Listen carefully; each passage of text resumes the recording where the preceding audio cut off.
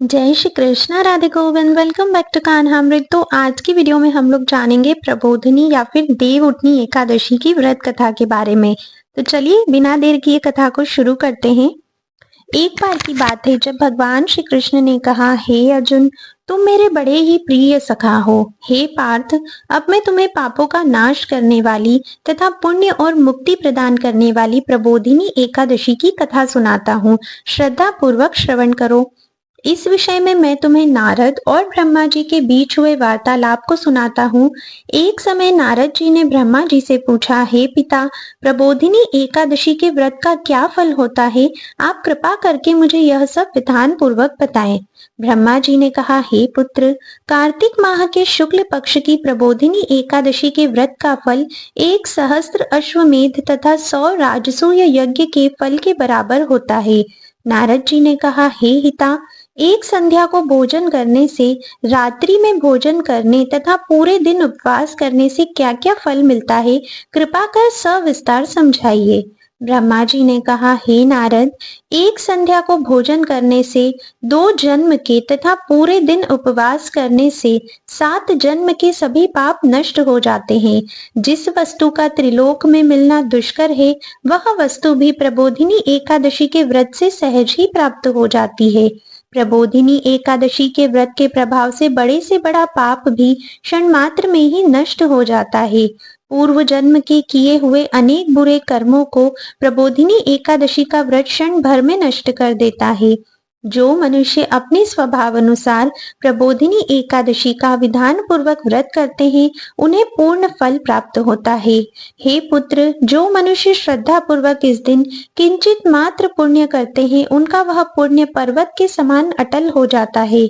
जो मनुष्य अपने हृदय के अंदर ही ऐसा ध्यान करते हैं कि प्रबोधिनी एकादशी का व्रत करूंगा, उनके 100 जन्म के पाप नष्ट हो जाते हैं। जो मनुष्य प्रबोधिनी एकादशी को रात्रि जागरण करते हैं, उनकी बीती हुई तथा आने वाली 10 पीढ़ियां विष्णु लोक में जाकर वास करती हैं और नरक में अनेक कष्ट को भोगते हुए उनके पितृ विष्णु लोक में जाकर सुख भोगते हैं। हे नारद, ब्रह्म हत्या आदि विकट पाप भी प्रबोधिनी एकादशी के दिन रात्रि को जागरण करने से नष्ट हो जाते हैं। प्रबोधिनी एकादशी को रात्रि को जागरण करने का फल अश्वमेध आदि यज्ञों के फल से भी ज्यादा होता है। सभी तीर्थों में जाने तथा गौ, स्वर्ण, भूमि आदि के दान का फल प्रबोधिनी के रात्रि के जागरण के फल के बराबर होता है। हे पुत्र, इस संसार में उसी मनुष्य का जीवन सफल है जिसने प्रबोधिनी एकादशी के व्रत द्वारा अपने कुल को पवित्र किया है। संसार में जितने भी तीर्थ हैं तथा जितने भी तीर्थों की आशा की जा सकती है, वह प्रबोधिनी एकादशी का व्रत करने वाले के घर में रहते हैं। प्राणी को सभी कर्मों को त्यागते हुए भगवान श्री हरि की प्रसन्नता के लिए कार्तिक माह की प्रबोधिनी एकादशी का व्रत अवश्य ही करना चाहिए। जो मनुष्य इस एकादशी को व्रत करते हैं, वह धनवान, योगी, तपस्वी तथा इंद्रियों को जीतने वाले होते हैं, क्योंकि एकादशी भगवान विष्णु की अत्यंत प्रिय है। इसके व्रत के प्रभाव से मनुष्य जन्म मरण के चक्र से मुक्त हो जाता है। इस एकादशी व्रत के प्रभाव से कायिक, वाचिक और मानसिक तीनों प्रकार के पापों का शमन हो जाता है। इस एकादशी के दिन जो मनुष्य भगवान विष्णु की प्राप्ति के लिए दान, तप, होम, यज्ञ आदि करते हैं, उन्हें अनंत पुण्य की प्राप्ति होती है। प्रबोधिनी एकादशी के दिन भगवान श्री हरि का पूजन करने के बाद यौवन और वृद्धावस्था के सभी पाप नष्ट हो जाते हैं। इस एकादशी की रात्रि को जागरण करने का फल सूर्य ग्रहण के समय स्नान करने के फल से सहस्त्र गुना ज्यादा होता है। मनुष्य अपने जन्म से लेकर जो पुण्य करता है, वह पुण्य प्रबोधिनी एकादशी के व्रत के पुण्य के सामने व्यर्थ है। जो मनुष्य प्रबोधिनी एकादशी का व्रत नहीं करता, उसके सभी पुण्य व्यर्थ हो जाते हैं।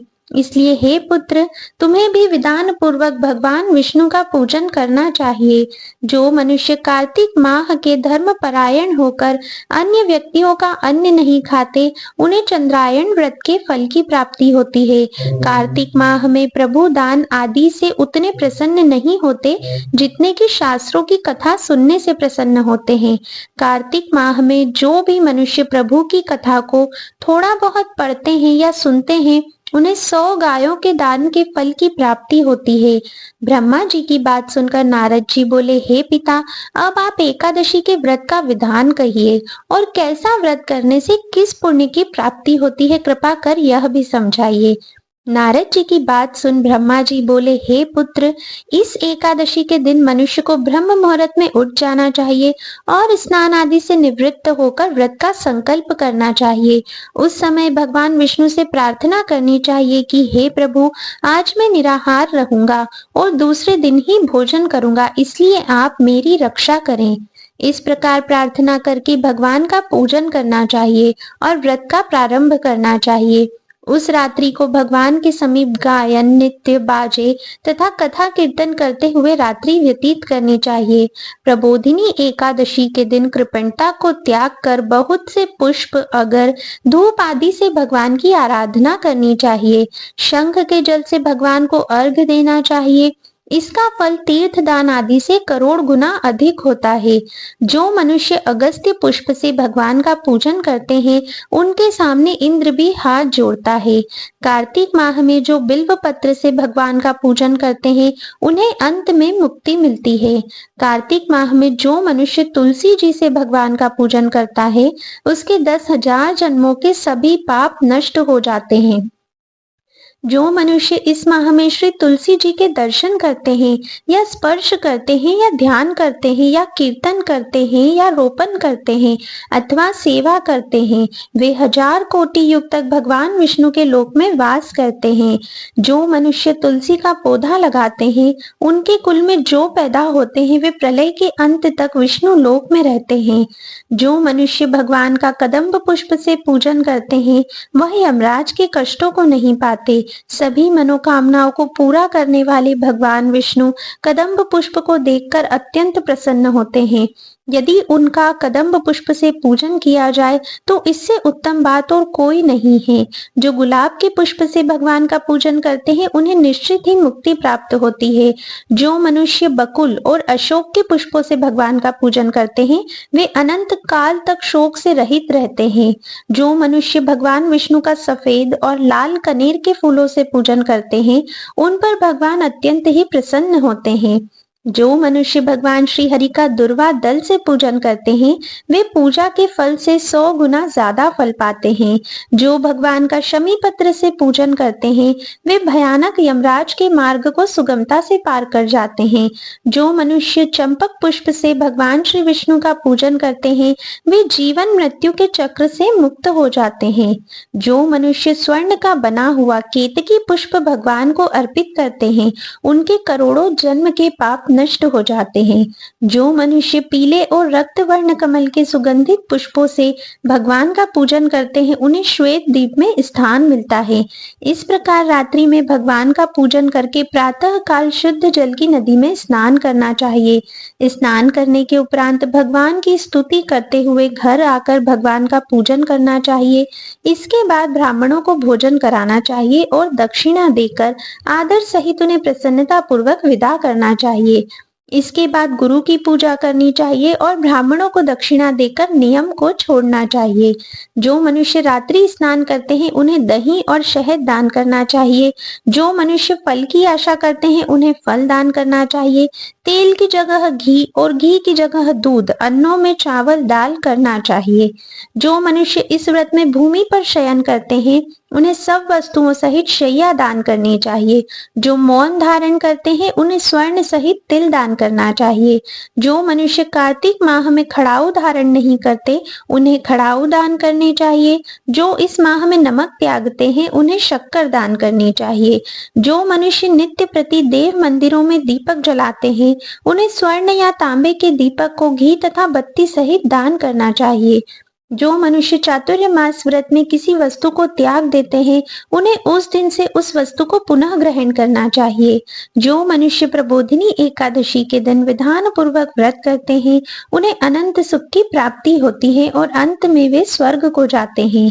जो मनुष्य चातुर्मास व्रत को बिना किसी बाधा के पूर्ण कर लेते हैं, उन्हें दोबारा जन्म नहीं लेना पड़ता। जिन मनुष्यों का व्रत खंडित हो जाता है, उन्हें दोबारा प्रारंभ कर लेना चाहिए।